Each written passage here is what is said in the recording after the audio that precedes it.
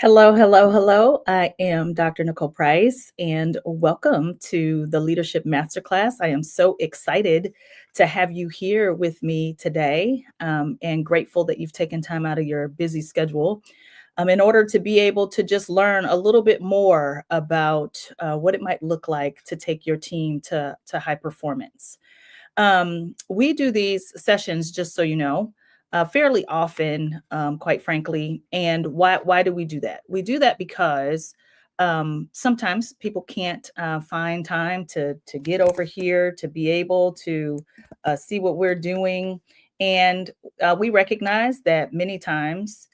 Organizations, people invite other people sometimes to be able to join us and figure out what we've got going on. And so excited to have you here. Always, these are recorded and they show up later on your in your feed, and you can invite other people to watch. But if by chance you think somebody would benefit from this information, please don't hesitate to let them know about it. Just so you know, I'm going to be on for about 20 minutes, and I'll save some time for questions and answers. As always, if you have questions that you think Lively Paradox can answer for you related specifically to leadership and leading more inclusively or with more empathy, you can always schedule time to connect. And I'm always happy to, at no charge to you, solve or help you work through whatever your challenge is. If I can in 60 minutes, I will do so. No weird backdoor sales technique or nothing. But if you can't stay to the end, what you should know is that what we hope to do is to help create a major mindset shift that changes the trajectory of your team. The only reason you should care about this is that your team is full of good people who are doing good work, but perhaps they're just not getting the outcomes that you hope to see.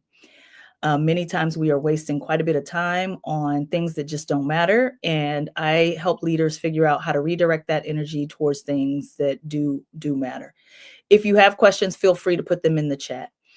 So I often ask organizations, what are some of the things that get in the way of people being the most successful they can be? And what does that tend to look like for them? And the answers are, sometimes different, but almost always pretty much the same.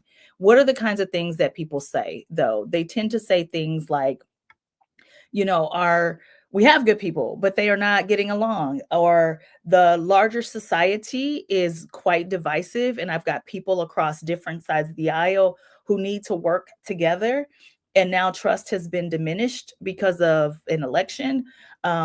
Lately, people have been talking about bureaucracy. People have been questioning, especially if they're in education, what's going to happen if the Department of Education gets overturned? What does that mean for my students and my families who are on the margins? People ask questions about, listen, we have a business that we have to run, and sometimes the ways in which people see themselves is different.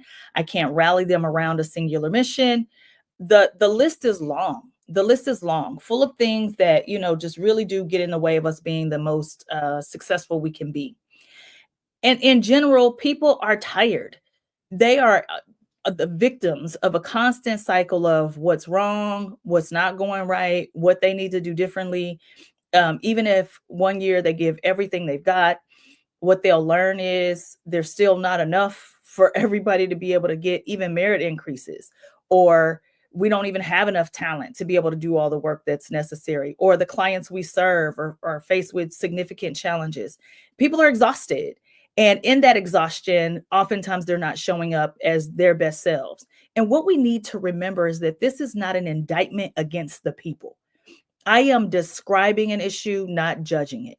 The fact that 2/3 of US employees are disengaged or quit their jobs, but they keep going to work every day, is not an indictment against those people. And we need to understand that as leaders, that our jobs are to help rally people around the mission and vision of our organization, whatever that is, and to align people according to the values that we all share so that we can make progress on whatever it is we're doing. And if that whatever it is we're doing is not impactful, that is ultimately our work to do. Somebody has to do something. I tend to believe that most of the time, that's the leadership. It is no one but the leaderships. The people don't own this. When folks tell me often that the culture of their organizations lack trust, or people are bickering, or there's a lot of behind the back criticism, um, I can look to the leadership and what the leadership is doing that is signaling to other people that that is okay and right. What we tend to do instead is, instead of talking to people and making sure that we have good relationships with people, that we have a decent understanding for what's going on the ground, what we do instead is to even further separate ourselves from the people, gather more data in the form of employee engagement surveys, whether that's these little random. I know at the end of the year we're all going to get our koozies and our water bottles that have the company names on them. No matter how many times people say that is not what they need or what they value, we keep doing the same things even though it is not working in conference rooms, not on the ground, not understanding what's happening, and the results are still the same, still dismal. And I maintain that there has to be a better way. And because our work is not being done without people, because we need people, empathy is a critical component to that. So I've created this acronym that I call LEAD. LEAD stands for logical, empathetic, accountable decision making.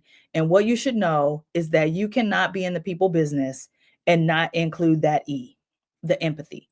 I used to be the primary person who believed that you could get this done without empathy. In fact, I wrote a book called Spark the Heart. The first chapter is why I might be the worst person to tell you about empathy.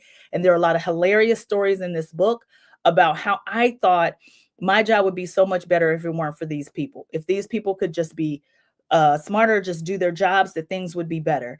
And what I have now learned is that I was the problem. I was the problem. And I'm on my little mission to help other people lean into more logical approaches. The first thing that I think that we as leaders need to do is to align our values. What you see on the screen is the results of an exercise that I do when I'm in the room with leaders, where I ask people to capture the characteristics of a leader they admire and what do they like about that person.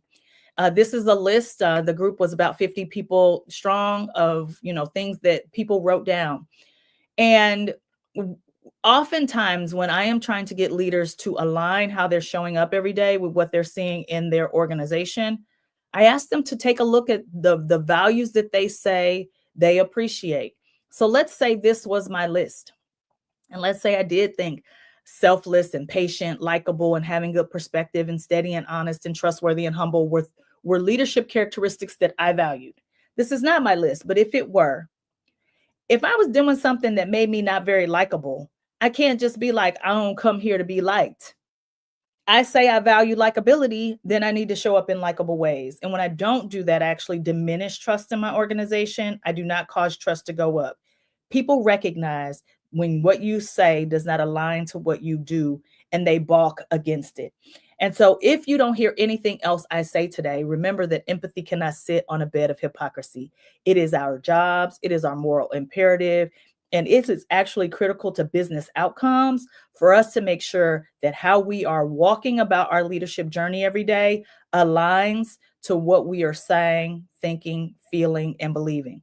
If you tell me you value teamwork in organizations, but you are pitting people against each other, you have favorites on your team, you take you have some low performers, you're not addressing that. You're actually telling me you don't value teamwork.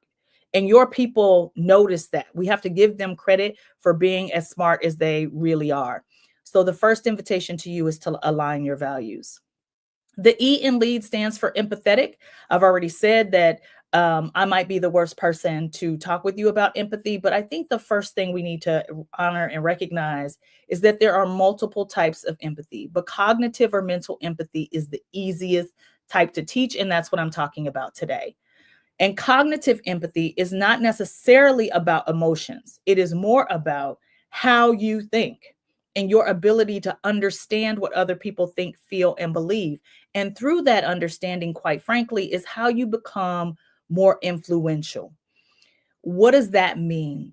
Chris Voss, the hostage negotiator, coined a term called tactical empathy, and it's using our understanding of others in order to get them to do what we want. Most people think of this in a negative way. When I'm talking to truly empathetic people, they think of this as maybe manipulation. I am the person who did a TED talk called What a Pimp Taught Me About Empathy.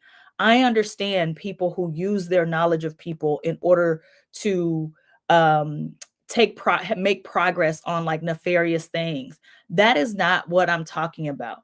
Empathy should not be used as a tactic. However, if you intend to be influential, you need to choose to be right. I mean, choose to be happy over choosing to be right. Being influential is understanding what people think, feel, and believe, and using that information to get them to do what you want. That's what influence is. Now, your intent in the matter is what determines whether or not this is something that we consider to be good or something that we consider to be nefarious. I believe that most of the people who follow me are well intentioned leaders who just don't always know what to do. And empathy without compassion is harmful. I believe you all to be very compassionate people at heart. And so, therefore, when we think about what does it look like to show up in empathetic ways, what people are typically balking against when I talk about empathy is emotional empathy. I don't personally believe emotional empathy is bad. It's feeling with other people, understanding taken to a different level, that I am not just understanding mentally what you think, feel, and believe. I can feel with you. The challenge for people who naturally feel with other people, or even those of us who have built this capacity, is that we tend to not have good boundaries around this particular type of empathy, and it causes us to burn out. I am not in the business of helping people figure out how to burn out, and you have a limited amount of capacity to be emotionally empathetic with people. It's why when you see people in the helping professions, that burnout is such a thing that people talk about. What I am advocating for, and it's my second invitation to you, is that you would choose to be effective over choosing to be right. We can get into the semantics of if being empathetic and using that information to influence people is manipulative or not. What I will offer up for you is that it is your own intentions and your own level of compassion, which is what makes it empathetic or not. This is not about me necessarily being the one saying, hey, you have a moral imperative to do one thing or another. I am just saying that what is helpful is if we are actually leaning into our roles as leaders and being influential. It's part of the job. If you can't influence people, can you lead them? I think the answer to that is no. The A in lead stands for accountable. One of the questions I get often when I am talking about empathetic always makes me think about this story I tell about fleas. If I put fleas in a jar, they'll all jump out. But if I put fleas in a jar and I put a lid on that jar, they'll jump up and hit their bodies against that lid until they realize it hurts. And then those fleas will start to jump just below the lid. That at that point I can take the lid off and the fleas will never jump out of that glass. I often ask, do the fleas have the ability? The answer is universally yes. But why don't they jump out? They have learned to be helpless. And there are people who would argue that there's something uniquely wrong with the fleas. This is a different session, but fleas are not supposed to be in jars with lids on them. And as leaders, we have to first center that idea. We cannot have people in these environments where they are just not meant to thrive. If you're running on a shoestring budget, you know you don't have enough people. If you know you're not paying people well, if you know that you've got way more work and you need to be working people through, reaching out to people while they're on vacation, we're creating crises that we don't need to create. So let's just start there. But let's assume that you do have a fairly healthy culture, that you are staffed appropriately, that you do have like some of the basics. And I don't mean like extra people, right? You got the basics. If you have got the basics, your job as a leader is to coach and develop people, getting them from wherever they are to where they want to be. Now, here's what I don't mean. I don't want you to think that I mean calling people up to greatness when you've created horrible circumstances and situations. But what I do mean is sometimes the circumstances are unique to the work that you do. One of my friends is working for an organization in Alabama where they just turned 75 years old. It's a housing authority. The work that they do is working with some of our nation's poorest citizens. That job is coming with some circumstances that I don't have to deal with in the Midwest, in the suburbs, doing whatever it is I do. The people you hire, you're hiring them because they understand the circumstances that they're living in. I'm not trying to negate that. But what I am saying is that sometimes we want perfect circumstances, and our jobs as leaders is to hold people accountable to what they said in the interview. If my friend, when in her interview, she's been working in housing for impoverished people for 20 years almost. Now, if every day she's complaining about the issues of poverty, and she's the executive director, ma'am, let me go back to the interview and talk to you about what you told me you could do for people who are in poverty. I need you to do those things on a day to day basis. My job is not to hold her accountable to what I say, it's me holding her accountable to what her 20 years worth of experiences have taught her. And that's good coaching and development.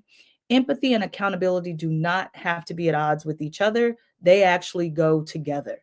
And if we stop pitting them against each other and thinking if I'm empathetic to people that I'm somehow lowering the bar, we can make some amazing progress. But we first have to recognize that coaching people effectively is part of our job. Not part, it is our jobs as leaders. The D in lead stands for decision making. And when we're making decisions, we have to stop arguing with reality. The great Byron Katie says that whenever we argue with reality, we lose, but only 100% of the time, which means we have to recognize that we don't just have one big coaching conversation with people and they never get distracted. People get distracted. That's why we have our one-on-one conversations. That's why we meet with people regularly. I was recently talking with a client who was meeting with people monthly, and they were quite perturbed that I suggested that not just task check-ins, but actual one-on-one discussions where we talk about where people are getting stuck, what's, how they're doing. Those are necessary, and they're necessary at a regular cadence. Because if you don't, that distraction has been, the data says that people are spending about 2 hours a day distracted, focused on things that are not important, that they haven't prioritized appropriately. And it's honestly about 3 months a year. And if we allow space for us to coach and develop and to make the appropriate decisions around how we prioritize, what are the three main things that we are focused on, not 23. Because another thing, I was with a group of senior leaders last week, and one thing that they were saying was that all of these things are important. Everything we're doing can't be important, because if everything is important, nothing is important. So what does it look like if we help people redirect that energy that gets wasted towards things that are more impactful? People can take vacation without working harder on their way into vacation. They can, while on vacation, not feel like they have to be stuck to email. This persistent rat race where everybody's on this proverbial wheel of grinding is actually grinding people down and contributing to the 68% disengagement. There is absolutely nothing wrong with our people. It is our leadership approaches. And so what we have to do as leaders is to schedule time for high performance, help people focus. The only thing we do at Lively Paradox is that when you have these massive challenges, we can take massive challenges, the kinds of things that other consultants spend 6 months working on. We waste none of your time with you getting us up to speed. What we help you do is to make progress on the things that Jim Collins calls those big, hairy, audacious goals that you have not been able to make progress on for years, so that you can actually execute. And what does that look like? And how do the leaders have the skill, talent, and ability to do so? And it is not shifting the burden to the HR professionals who don't have the ability to do it. If you're interested in the high performance workshop and you don't want to necessarily engage with me, you don't have to. Just know that I have written the details to the high performance workshop approach in the book Dangerous Indifference, where the second version is called Culturally Responsive Leadership. But basically, the method is really simple. We redirect energy to important matters. How do we do that? We assume that our clients know what to do. We spend no time with folks getting us up to speed as the consultant. That's a waste of your resources. And then we invite all the leaders to self-manage. One thing I know about leaders that I am 100% willing to bet everything on is that there are good characteristics about them and negative characteristics about them. And we just invite people to manage that negativity so that we can make progress on the good parts about them. Our process is trademarked, but we share it again in books. But if you don't want to do it for yourself, we can facilitate that session for you.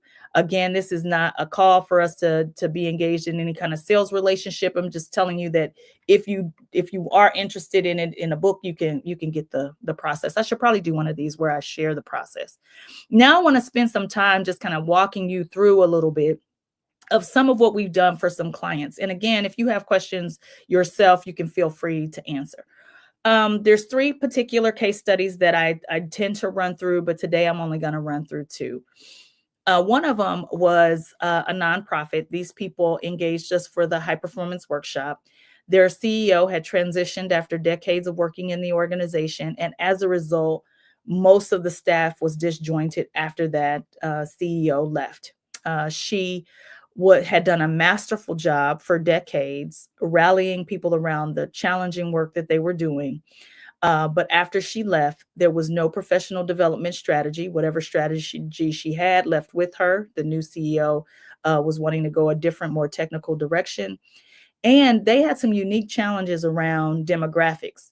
So the people they served were in the rural areas and in city areas, were all kinds of racial difference, all kinds of citizenship situations, various ages. Some of the people had been wealthy before, but were poor now. Many of them had generational poverty that they were experiencing. After working with us, this particular organization had 100% engagement by their senior leaders, and they developed a 3 to 5 year strategic plan. And we did that in 2 days. Again, not 6 months that the typical consultant uses. And we also were able to put together a professional development strategy specifically for the leaders, because again, the leaders are the ones who create the climate, not just the senior most leader, but all of them. I can work for an amazing organization, but if my direct supervisor is awful, my experience will be awful. And conversely, I can work for a horrible organization, but have an amazing direct supervisor, and my experience will be wonderful.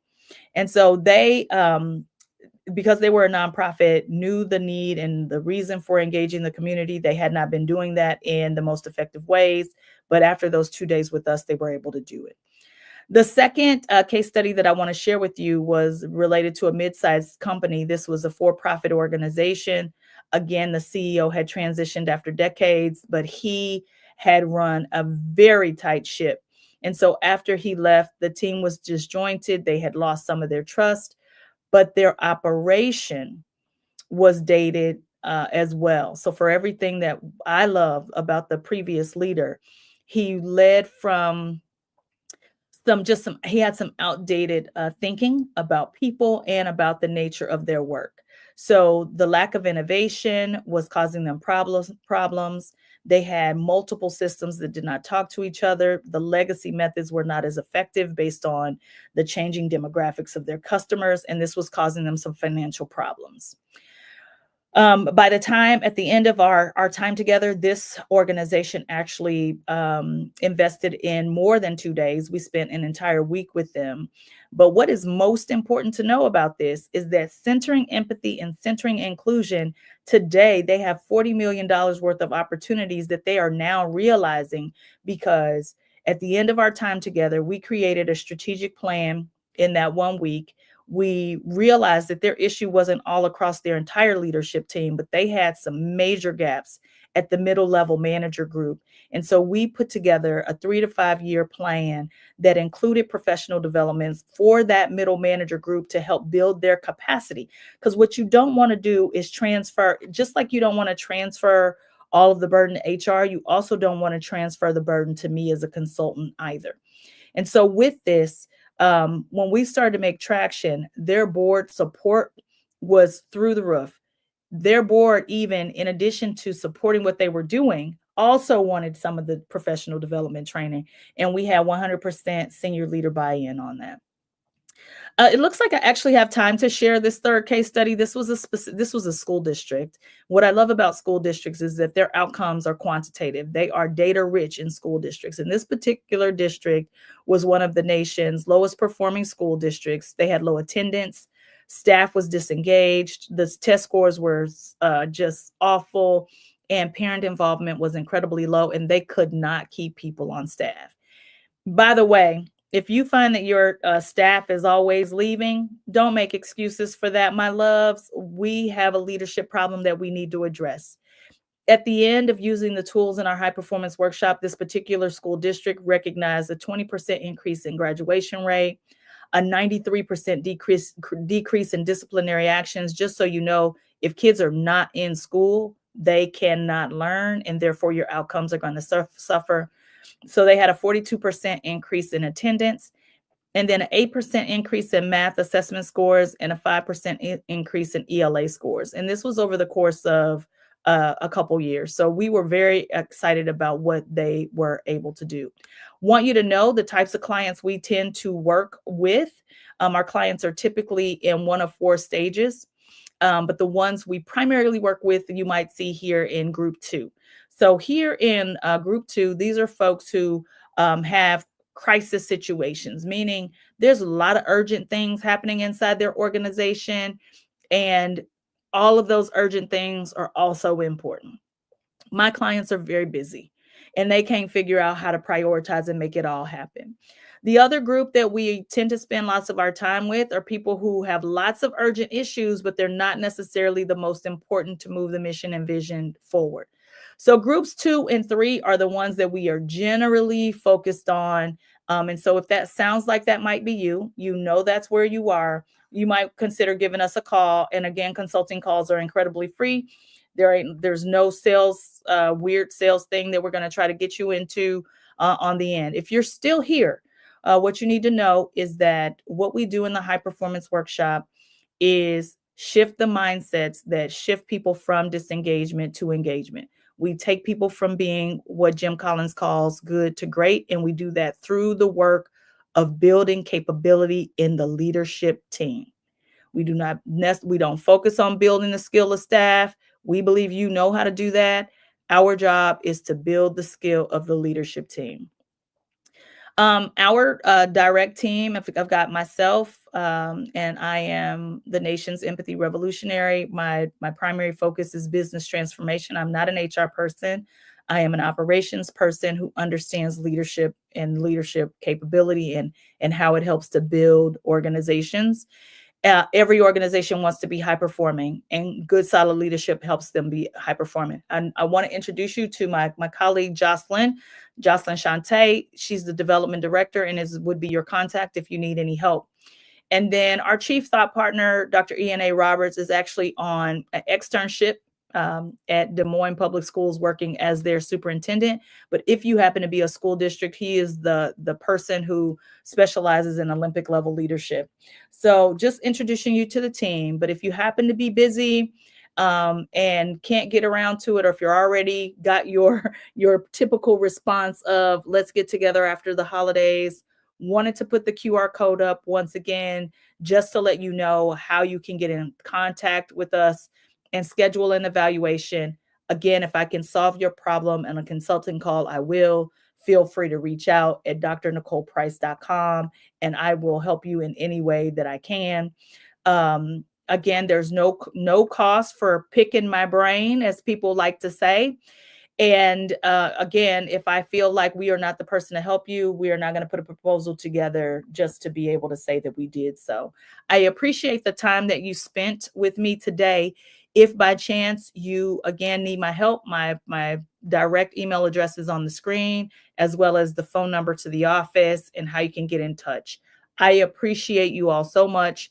Thank you again. And just know that we do these once a month. They're always in the header on my LinkedIn. They're also in the link tree. We also put it in our newsletter. So if you know someone else who needs to hear this content, please invite them to follow us on social media.